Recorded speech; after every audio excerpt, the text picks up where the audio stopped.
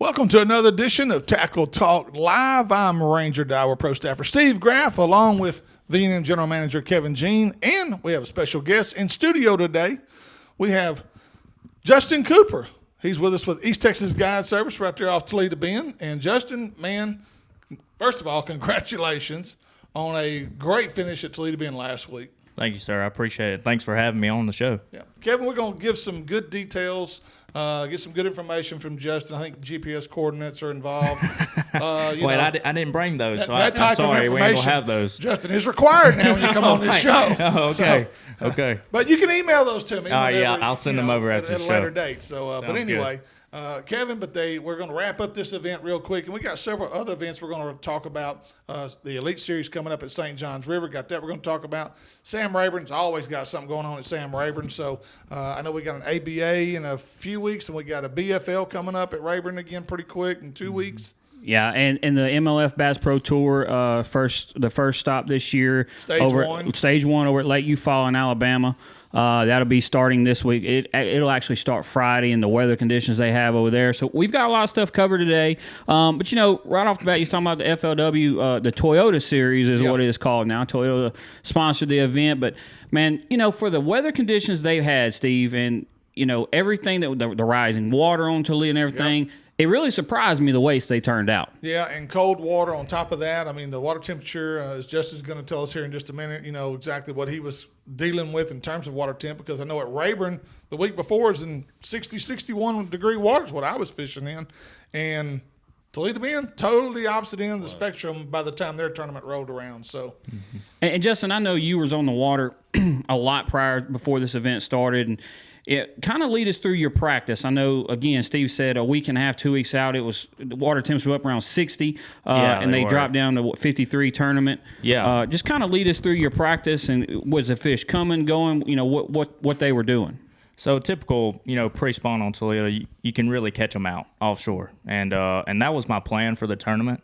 So, I mean, even 3 weeks before the tournament, I was out looking. And the water temperature was right. It was mid-50s. I was finding a few groups. Right. And then we started getting some rain. What depth of water were you focusing on? Really like 15 to 25. That's where the bait was. Right. Wherever the bait is, that's where the bass are going to be. Right. And, we started getting some rain and some warmer temperatures, and then the lake starts coming up and the water temperature starts coming up, and that started making some fish move. Some areas that I had fish located out in 20 foot, they were gone. And then I had a few guide trips, and we'd go up shallow and we catch some. I caught a 6-pounder flipping a stump in 2 foot of water, and it was starting to throw me for a curveball. Now, fish like that are probably, those females are coming up roaming, looking at that point, right? Yeah, exactly, yeah. Now, from practice to tournament, did more start popping up offshore? As the water kept getting colder for you guys and the rain kept coming, did you see more schools popping up than you did the week before? Yeah, I did, and that was a thing. It started cooling back off, and that's what I wanted. I didn't want the water temperature to stay up. Absolutely. Yeah. And it started cooling back off. Especially shallow water guys. Yeah, you exactly. Have to worry about them as much. I was fixing to say that's why he didn't want the water temperature going back up. He wanted it to be an offshore deal. It's called competitive edge. Yeah, exactly. That's where I'm comfortable, is out offshore. Yeah. And when in these cold months and cold fronts constantly coming through, your deep fish are more consistent. Right, so that's what I wanted to find for the tournament. Right. So after day one you had 18-10 setting in sixth place after day one, had 17-10 on day 2, which jumped you into second place. Yes, sir. And all the weights fell off for day 3. We had one 20-pound bag on day 3, but you ended up with 12-15 on day 3, which put you in 5th place, but it was very tight. 3rd through 6th, 7th place was real tight right there with all you guys. So, but we seen all the weights fall off on day 3. Any reasons as why? Yeah, man, the conditions the first 2 days was cloudy and some wind, and that 3rd day the sun came out and Bluebirded off. It was rough and no wind. Yeah. And that's what, we go back to the bait thing. Right. The first 2 days I was catching everything from 20 to 24 feet, and that's where the bait was. Right. That final day, the wind kind of laid off about 9 o'clock, and I had all my weight that 3rd day by 9. Yeah. And once that did, the bait moved out. Now, the first 2 days of the tournament, did the wind play a factor in where you could and could not go? No, not for me. It never was that bad. No, it was never that bad. And actually, throughout the day, it would actually slick off. Oh, okay. So, yeah. Oh, okay. Steve, I've been to boat wedding quite a few times. He's going no matter how bad it don't matter. is. Justin's one of those kind of guys. He's going. I promise I'm you. going to go. I'm going to get there. I'm going to fish You one need night a anyway. seatbelt in the Triton. You just better hope you don't have a back problem when you're riding with Justin. Hey, that's right. Well, let's talk, Cody. Justin, let's talk a little bit about Cody. What he did to win this tournament. I mean, he put on a show, winning by right at 7 pounds. In back-to-back weeks. In back-to-back weeks, won the college tournament. Yeah. And I know you know Cody pretty well. And we've all seen, we've read on there, but kind of give us your opinion on how he won it and just how he was able to win with this kind of lead. So, Cody, he's a great guy, a real stand-up guy. And he has figured out that Garmin Live Scope. Mm-hmm. And that's what he solely relied on. Mm-hmm. And from my understanding where he's from, that's how he catches his fish this time of year, is the same exact way. Which is up around Missouri. He's from... I think Bull Shoals. Yeah, Bull Shoals, Table Rock. Yeah, that Which area. Table Rock, you can catch him out there 50, 60 foot of water. And that's how he was so familiar with it. We all fish, and I'm a deep guy as well. We all fish deep on Toledo. When we say deep, we're talking 25, 30 feet. Yeah, exactly. Whereas, and that is really deep to a lot of people. Oh, yeah. But when you start talking about catching them in 50, 60 foot of water, there's not many people that do that. That was one of my questions I asked Cody last week on another program was, did his experience in Missouri play a huge factor? And he said, absolutely. Yeah. He said it was critical. My experience, I had confidence and faith in what I could do there, even that it's known as a shallow body of water, a shallow fishery. I felt confident I could really go do what I needed to do. When I saw what he was doing during the college tournament, I told a buddy of mine, I said, it's got Table Rock Lake written all over it. That's how they catch them up there this time of the year, too. Yeah, exactly. And, I mean, it just hit perfect for him. The weather conditions, as Justin was saying, those fish was going shallow. The weather conditions started pushing them back out. And as you said, you talking to Cody, he had fish coming to him out there in 50, 60 foot of water. He could watch them coming on that Garmin, coming to him from the creeks. And if you want to see exactly what Cody did, we're actually going to post a video of Cody from this past week's tournament at the FLW Series.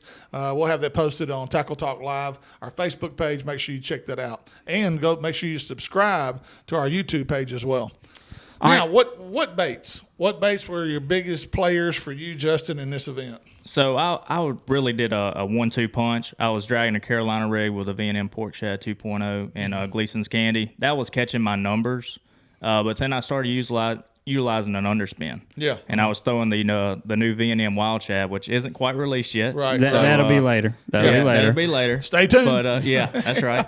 And so I caught a lot of fish on that, and that's what I was using to really get those schools fired up. Yeah. And that's how I caught my big one the final day on that one. And let's show a picture of that Wild Shad. It's a 3.5 inch swim bait that I think is really going to be a big deal for us over at V&M. It's something we're kind of stepping out of our boundaries. It's a different type of bait it's a rib swim bait. It's a rib swim bait. It's a finesse swim bait. It's going to be really good for Alabama rig. It's going to be a really good trailer. It's one of them universal all around swim bait. It's that perfect size. Yep. And we had some samples come in, and I got Justin some. He said, I think I can catch him on swim bait. We got him some over there last week in his practice, and I was pleased to hear how well he was catching them on it, and then he shows me in the tournament. Matter of fact, Friday night, I had to drive to Manny to meet his girlfriend to deliver some more because he was already out. He ran out. So. And let's be the last couple of years. I know the underspin has kind of become a big player for a lot of guys. I know for me, I call it my limit bait. If I need a limit, that's a quick way to get a limit in the boat. Yeah, with that underspin. I mean, was that a big player for you? That was actually how I was catching my better fish. Your bigger fish came on that bait. Yeah, I was catching all my numbers on my Carolina rig, and then I could throw that underspin in there and catch now, my what better size ones. head? I was throwing a half-ounce head. Half-ounce, okay. So you're getting down there pretty good. Yeah, I was. Now, was you having to count it down, or no? I would let it go all the way to the bottom and work it back up. Just slow reel. Yeah. You went through a bunch of heads. Yeah, actually, I didn't. Surprisingly, I didn't. Really? Okay. Didn't lose a bunch? I did not lose a bunch. Oh, wow. So it was actually pretty surprising. Yeah, you did good. Because I think the fish were actually eating it before I could hang it up. So that was a good thing. Yeah. Now, did you have to make any long runs for this event? I was starting close on a little spot, and then I was making a 15 to 20 minute run. Yeah. And then and mainly staying up there throughout the whole day. Yeah. Yeah. Well, so we talked about it. I mean, I think Toledo really showed out for this event. I did not expect these weights. I mean, did you in practice? What would you in practice, if I had to ask you before the tournament started, what would it took to win? What would you have said? I would have said 60 pounds because I knew Cody was coming back. If Cody wasn't coming back, I would have said 56, 57. Which is still pretty strong. Yeah, absolutely. This time of year, again, weather conditions. If it would have stayed hot, it would have taken 70. Yeah. That shallow bite would have turned on. Shallow guys could have caught them really good. Okay, so leading into my next topic, Toledo Bend has kind of been down last couple of years. And I feel like this year it's fixing to make a comeback. The water's on the rise. It's at 167 now. Yeah. Let's 4 foot difference than when you was practicing, probably. Yeah, 3 foot. 3 foot. Yeah. It's coming up. And it's coming up very quickly with all the rain we're having. Right. Outlook for Toledo for the year. How do you feel about it? I think Toledo's on a rise. I think it's going to be phenomenal this year. We're going to have a great spawn. Even if the water doesn't get back in the bushes, it's still going to be fun up shallow. Last year on guide trips, man, we were having 40 to 60 fish days. Really? And we haven't seen that since 2015 and 16 when the lake was ranked number 1 in the country. Right. So the fish are super healthy. I mean, these pre-spawners that I was catching all week were just big and fat and just beautiful. That's a good topic to really kind of just jump into a little bit real about. As a guide, you've got guide holes and you've got tournament holes. Mm-hmm. How hard is it to manage? You're opening up that soapbox again. Well, I know I am. How hard is it to manage those fish, especially when you got a big event like you just had? Yeah. But yet you don't want to turn down a guide trip either. That's money. Right. Yeah. This time of year, it's hard to pass those trips down. Yeah. So I try to find some holes where it's where I can go catch a bunch of numbers, and that's the ones that I try to utilize. If I find some with bigger fish, I try to lay off those for guide trips. I try not to hit those. And it's hard to do, I'm sure. It absolutely is. Yeah. If I have kids, I actually like to go to those. I try to get a kid a big one, because those are fun. That's why I'm here for. That's what they're going to remember. Yeah, exactly. Absolutely. So yeah, you're right. You're right. But again, Toledo, it's really been down, and I feel like this year it's really going to get on fire. I hope so. 2 years ago is when I think it was 2 years ago. Water was real high. We had a really good spawn that year. Yeah. It was way up in the bushes. I think the fish was able to really get up in there and spawn. And I really expect those fish last 2 or 3 years of spawns to really start to catch up to what we have. And I think Toledo's going to show out a little bit this year. Well, the legendary Tommy Martin who we've talked to several times. Tommy has said the key to Toledo Bend when it was really doing well was we had 2 good years in a row with high water spawns. Mm-hmm. That's why Rayburn has been so good. We had high that water 2 years, spawns. 2 and 3 years ago. We've had that spawn exactly, and that's what he said. That's the key to Toledo coming back is getting water back in the lake and having good spawns again. He said because within 2 years everything starts to come back around again. But that's why Rayburn's been so good. We've had high water over there for how many years? Yeah. It stays up. Mm-hmm. So. Well, let's go back into the some other tournament results from this past weekend. The Outlaw Outdoors tournament, which is the Outlaw Team Series. It was actually their first tournament to have the Team Series. And a great turnout. It really was. It was over 200. 210, I heard. 20 or something. Yeah, it was right there. I talked to Yeah. Clint last night. Clint and Stacy do an excellent job with Outlaw Outdoors, and they started this new Team Series circuit, guaranteed 10,000 no matter how many boats. And they had over 200. So first place paid 11,000. So it took 24 pounds first place, 22 pounds second place, and they had a real good turnout, and they caught them over there this weekend a lot better than I thought they would. Was it a hard drop after those top 2 or 3 guys though? Did it drop pretty quick, or was it a lot of 20-pound bags? I mean, was it one of those really good days? No, it took 14 pounds Saturday to was get a tough check. day. Saturday was a tough day. Yeah, we know some conditions guys, were tough. I know a guy that fished over there, and he said he had 4 swimmers at Rayburn. He said, "I'm telling you right now, it was all we could do to catch those." He when said it was tough. it's sun and no wind, it doesn't matter if you're fishing shallow or deep. It makes a bite tough. They have 4 bags over 20 pounds. Okay. For 200 something. It's okay, but it took 14 pounds to get a check down 28th place. So the weights were down a little bit then. They were down a little bit. I am a little surprised to see 24 winning it after as much pressure as Rayburn has got over the last few weeks, and the amount of Rayburn will have a tournament every weekend from now to June, but the amount of large tournaments it's had over the last 3 or 4 weeks, 200 plus boats the last 3 or 4 weeks. Right. I was really surprised to see that 24-pound mark. I mean, you give me your opinion on that. Yeah, I mean, I think I think with those amount of boats, 24 is a respectable weight. Even 14 getting a check, I still think that's pretty good after all these tournaments that we've had. Yeah, exactly. I mean, I don't think those fish have went running back to the bank yet. And No, on Rayburn, absolutely. Rayburn this time of year, if they're not on that bank, you see it in tournament results. Right. You really do. No doubt. If you've never fished an outlaw outdoors tournament, you need to give them a try. They've got several different tournaments that they do. One I think is really cool is there's a Sweet 16 tournament. Yeah. If you have 16 plus pounds or better, you get a check. Right. So before you weigh in, most of us know if you have 16 pounds or not. Right. If you're getting a check, and I think it's a really cool idea that Clint and Stacy have came up with. So they have different trails, but if you've never fished one of the Outlaw Outdoors tournaments and you're a Rayburn person, you need to make sure that you check out some of their dates and register for one of their tournaments. It's a really cool tournament, great payouts, and Clint and Stacy do a really good job over there. absolutely. All right. I believe we also got some results from the Boss Tournament Trail. The one, in my opinion, maybe the best team circuit in this region as far as local. Best Mike turnout Eccles, for sure. Mike Eccles does a tremendous job. They had 110 boaters show up for that event. Our team show up for that event at Black Lake. Now, guys, Black Lake and Justin, you've actually been on it in the last 2 or 3 weeks. Yeah. Salvinia is absolutely atrocious out there, isn't it? It's absolutely horrible on that north end. You know, they right at the bridge, they've got a little barrier, and from that barrier up, you have to idle, and your engine's going to get clogged up, and it's playing a big role right now. Right. This weekend, Cole Garrett, good friend of ours, Cole and Seth pulled this tournament out. It was 16:38, if I believe right. Is that right? I think that's what I saw. I'm pretty sure that was right. 16:38, and Cole elaborated a little bit. Said that basically the fish weren't on the trees like he'd like for them to have been, but current was the key. Which Black Lake, we all know there are certain holes on Black Lake. And when the lake's up, that current plays a big factor in a lot of guys that win events there. So, but I think creature bait was pretty much his number one bait.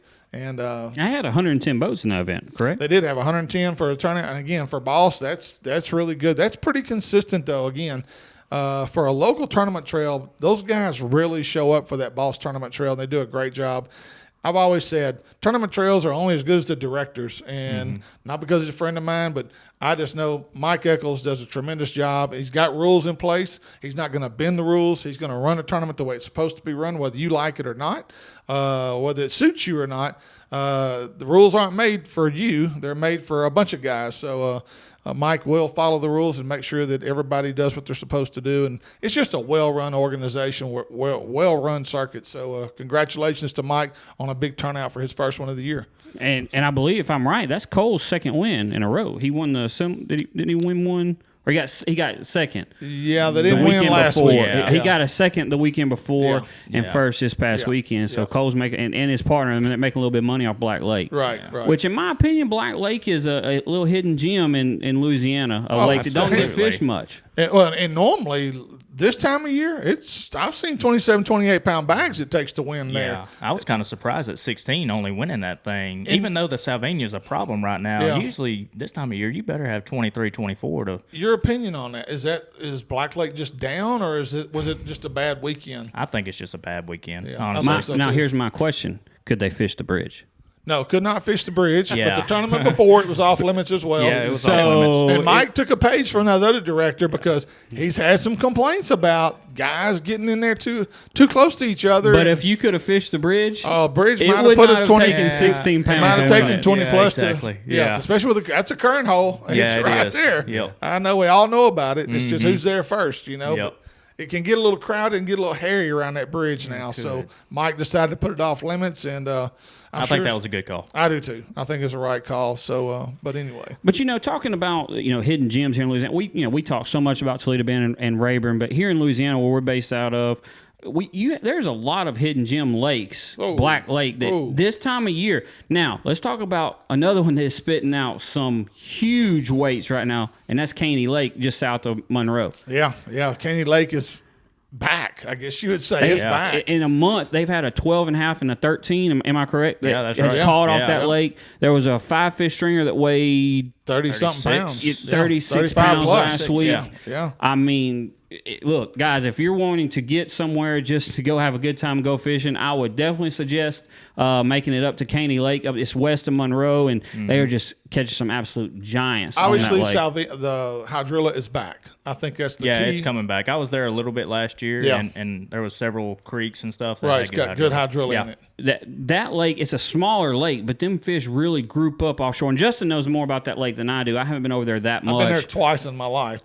I've been a handful of times. I don't know a whole lot. But I know when they group up offshore, them really big good. fish all group up, and you can really catch them as they've shown. Grand Bay, I think, is the same way. That's another lake that's a little hidden gem in our neck of the woods here. Cane River, right here where we're located in Natchitoches. I've always said it's the best kept secret in Louisiana is Cane River. That's a fun place there. I miss the college days because I don't get to come over here and fish it much anymore. All right, let's not talk anymore about Cane River. We're going to keep that. We're going to keep that quiet. So this week, the two of the other pro circuits kick off. Yeah. BASS kicks off St. John's down in Florida. Dude, and it could be a slugfest. It could as it was last year. 4 days last year took 98-14. Rick Klum won. Yeah. I don't know if we're going to see that again. That was just the perfect storm. Conditions, perfect everything to have those weights kicked out. But you said weather's going to play a role this year. Weather's going to play a little bit of role. Not as much in Florida as it will in Eufaula for the Bass Pro Tour guys. We'll talk about that more a little bit. But I've heard that it doesn't have the grass it's had in the years past. St. John's. Right. Weather will play a little bit of a role. Will be a full moon on Saturday. Yeah. So I'm looking to see who makes it through the weekend. The top 12 that fish Sunday. What new females move up and lock on some of those beds? Justin, you have any Florida experience? No, sir, I don't. I've got a little bit, and I will say this. Weather changes in Florida will completely shut those suckers down there. They will go almost dormant. It could be a heck of a tournament, or it could be their worst nightmare. It could be a tough place to fish. And we said this a couple weeks ago for FOW Live to make sure you watch their live footage. Yeah. This is another week you'll want to watch the BASS live down there in Florida because there's going to be some absolute giants caught. The Bass Pro Tour event will be on Lake Eufaula. They'll start on Friday and go through next week. Now, they are going to have some major weather problems. I know I talked to Cliff. He was on his way to Eufaula a while ago, and I was talking to him. He said there are 2 days of practice, 100% chance of rain. Yeah. First day of competition is low of 30 with a high of 45. Wow. And Steve, I know you know that lake pretty well. And that much rain, and it's going to muddy up. I think it's going to be a little tough on them. I really do. That place will muddy up quick. It's not a great deep water lake. It's a lot of shallow water on that particular, a lot of creeks, and they're going to muddy up quick. That's especially on the north end, which is probably where a lot of these guys are going to be wanting to go up the river for this event, and they're probably going to encounter muddy water. Now, how long has it been muddy? I think it's been made for a while. I mean, they've had a lot of rain over there. Those fish have probably made the adjustment. Yeah, they're probably conditioned to it. Conditioned to it now, and it's kind of like Red River. They get used to it. They just go out there and go catch them. But it could play a factor in mid-lake on down towards the dam where areas that those fish haven't had that much muddy water, all of a sudden, if they get that kind of rain, it may mess them up. Now, and Justin, I know you've had a lot of experience fishing in Alabama, as we all have. It's a little bit, Eufaula's a little bit more north. So they should, they're still heavy pre-spawn. There's none of them even thought about spawning yet. So them fish should really, really be healthy. So ones they catch and able to put on board, I think should be very, some really good healthy fish. Yeah, I don't know what the water temp's been down there, but, of course, that's the key factor. But I'll bet you, especially where that place is located, it's probably been similar to Rayburn. They probably had some anywhere from 58 to 62 degree water at times, but now all of a sudden you get a cold rain come through like y'all had last week at Toledo, and it drops that temperature right back down, and those fish are going to pull out. Yeah, they'll suck back out. Yeah, it's going to be tough to catch them. So we'll go live again next Monday. Yeah. By the time we go live again, this event's over with. Right. So we got to make our picks. Justin, we're going to let you make your pick as well. I'm up 1-0 against Steve because I won on the FLW pick. So... And this is for Eufaula. Just Eufaula, because Major League Fishing will still be going on. We'll make those picks next week. So Bassmaster on Lake Eufaula. There's a lot of Alabama guys to choose from. that fishes that event. On the MLF. No. Bassmaster on St. Bassmaster John. I'm sorry. St. John's. I'm sorry. So Bassmaster on St. John's. We're talking here. Yes, the Bassmaster on St. John. It will start. It'll go championship Sunday. It'll end. Yeah. Major League Fishing Bass Pro Tour will still go into next week, so we'll make those picks next week. Okay. So we got the BASS on St. John's down in Florida. You're going to have a lot of sight fishing going on. You're going to have pre-spawn. You're going to have post-spawn. I'm going to throw Keith Combs out there. Keith's a good, really good angler that had a good year this past year. I look for Keith to have an even better year this year. Actually talked to Keith a few weeks ago, and these lakes this year kind of set up for him. They end up going back to Fork again, and he's excited about that. So I'll go with Keith. Let's see how he does in Florida. Justin? I'm going to go Chris Johnson. I like that pick. I know that. Now, second, he got second last year there. Yeah, he did. And those are they spend, as far as I know, they spend their summers in Florida, so they got a lot of confidence down there. Yeah, so those two brothers is going to be somebody to watch for. Yeah, and they're sticks. Yeah, they are. I'm gonna go Polinick just because he's coming back.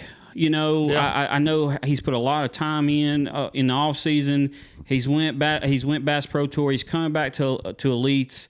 I think he's wanting to make a statement, you know, and start the year off right here.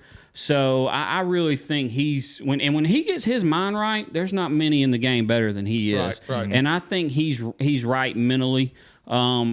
He's back where he wanted to be, and I really expect him to have a really good year. I really do. Another dark horse I'll throw out there, Gerald Swindle. I think Swindle going back, like Polinick going back I think he's excited about returning. He's got a fire lit up under him. I think he's motivated. Yeah. I look for him to have another. You know, and another dark horse. And if sight fishing is able to play a role, one of the best sight fishermen I've ever been in a boat with, and I know Justin's been in the boat with him as well, is Kobe Krieger. Yeah. He can flat out catch them when he can look at them. Right. He's one of the best I've been in the boat with doing that. Right. And if that is a factor, Kobe's going to do really, really well. Yeah. Really well. One more we got to think about now is John Cox. He's fishing both He the sure tours. is. Oh, yeah, that's right. He I sure forgot about is. John. Yeah, we've all forgot about him. Right? Yeah. So, Can we redo our picks yeah, real quick? exactly. Yeah, I think I'm going to redo mine. wanna as change well. mine. What did Daryl call him? The bulldozer? Yeah, the bulldozer. Yeah. And, He's going to be tough to beat, especially with the full moon coming, like you said, and he's one of the best at sight fishing. before we wrap this up, Justin, how can somebody get a hold of you if they want to take a guide trip on Toledo Bend? Are you doing Sam Rayburn as well? Yes, sir. Yeah, I do Sam Rayburn as well. You can go on Facebook, Coops East Texas Guide Service, or my phone number is 318-471-1760.